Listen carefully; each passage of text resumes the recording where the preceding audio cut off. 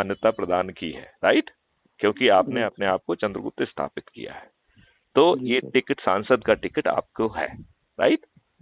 यदि आप मान लो किसी कारण से आप उसे अस्वीकार करते हैं तो वो मेरिट लिस्ट और नीचे चली जाएगी, ठीक है ना, ठीक है ना। तो अब जो है इसके बाद, तब तक हमने आपको बताया बड़ी आसानी से हम 100 करोड़ से ज्यादा होंगे, राइट।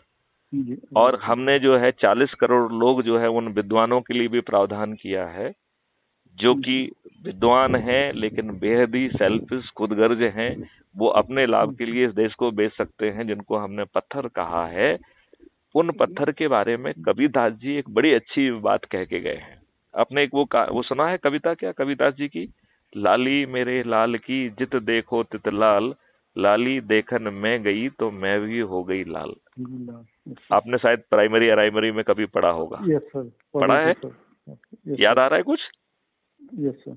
ओके, तो ये कह रहे हैं कि जब 100 करोड़ लोगों की ऊर्जा का प्रसार होगा तो जो ये 40 करोड़ लोग जो विद्वान और खुदगर्ज लोग हैं, ये भी उस लालिमा से वंचित नहीं रह पाएंगे और वो भी प्रभावित होके वो भी अपराध मुक्त भारत मिशन से जुड़ जाएंगे।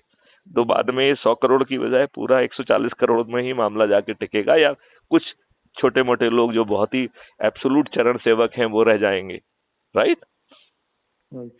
अब ये जो क्राइम फ्री भारत मिशन के सदस्य हैं, ये अपनी छत पे खड़े होके, यदि किसी के पास छत नहीं है तो चबूतरे पे खड़े होके, यदि चबूतरा भी नहीं है तो दरवाजे पे खड़े होके थाली बजाकर दीपक जला के जिस दिन से भी चुनाव घोषणा होगी वो जो है वो करेंगे। क्या करेंगे? हर दिन संकल्प लेंगे, थाली बजाकर दीपक जलाकर, और ये संकल्प लेंगे कि ये हमारा फलाना व्यक्ति हमारा चंद्रगुप्त है, मैं इसे संकल्प के आधार के साथ जिताऊंगा। तो जो क्राइम फ्री भारत मिशन के जो सदस्य हैं वो वोटर भी हैं। तो जब वोटर खुद संकल्प लेके ये कहेंगे तो सभी राजनीतिक पार्टियों के सभी राजनेता पराजित हो जाएंगे कि नहीं हो जाएंगे? हो जाएंगे सर, आराम से हो जाएंगे। तो आप बताओ कितना पावरफुल मॉडल है। सर। इसमें 21 ऑब्जेक्टिव है, ये देश बदल जाएगा। मेरी ये गारंटी है कि 2029 तक जो है भारत में कोई गरीब नहीं बचेगा। आपको ये मालूम है क्या कि जिस व्यक्ति ने आपकी शिक्षा पद्धति खराब की है उसका नाम लॉर्ड मैकाले है? एक इंडियन एजुकेशन एक्ट बनाया गया था 1835 में, वो लॉर्ड मैकाले की रिपोर्ट के आधार पर बनाया था। और लॉर्ड मैकाले और उसका बॉस लॉर्ड विलियम एडम, इसने 3 साल तक पूरे भारत का भ्रमण किया था और यहाँ के एजुकेशन सिस्टम को उसने स्टडी करके 1780 पेज की रिपोर्ट ब्रिटिश पार्लियामेंट में फरवरी 1835 या मार्च 1835 में पेश की थी। डू यू नो उस रिपोर्ट का ओपनिंग रिमार्क क्या है? नहीं सर, नहीं।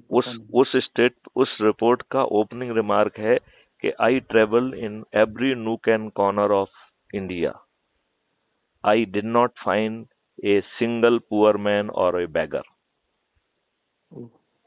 Right? Do you know what was the percentage of literacy? South में it was 97 to 99%, and 57% of the Gurukul they were headed by the ladies. और north में it was lowest, it was 88%. उसी report में detail दिया गया है। तो एक लॉर्ड ने पूछा, क्योंकि ये ब्रिटिश पार्लियामेंट की बात है, तो उसने कहा कि अच्छा तुमने भारत के बारे में तो बहुत बता दिया है, have you studied the British system of education where we stand vis India? तो उस समय ब्रिटेन की लिटरेसी वाज ओनली 17%। कितनी थी? 17%। 17 ओनली। 17, 71 नहीं, 17। हाँ सर, 17। और उनके यहाँ पर सप्ताह में केवल एक ही दिन स्कूल चलता था और उसे संडे स्कूल कहते थे। और उस संडे स्कूल में केवल बाइबल पढ़ाई जाती थी। तो जो ये ब्रिटेन और ये सब लोग अपने आप को बड़ा महान कह रहे हैं, अच्छा उसी रिपोर्ट में कहा गया है कि भारत जो है 18 महाविदाओं में प्रकांड पंडित था।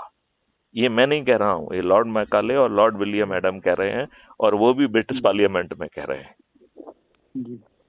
18, तो उसमें एक अंग्रेज, शायद मिस्टर क्यूट ऐसा कुछ नाम था उसका, सो ही रोज एंड ही सेड कि आई करबोरेट हिम।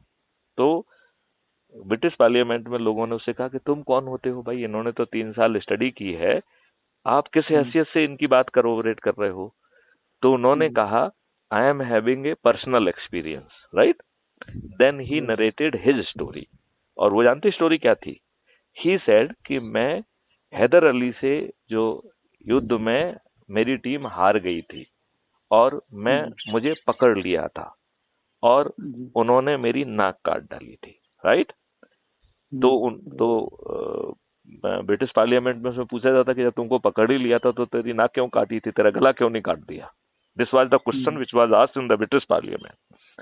तो वो व्यक्ति कहता है कि नहीं साहब, जो है भारत में लोग बाग बड़ा वो है, वो युद्ध के दौरान यदि आप वीरगति प्राप्त हो जाए तो बात अलग है, but they will not kill you after catching you. And नाक काटना सबसे बड़ा जो है दंड है।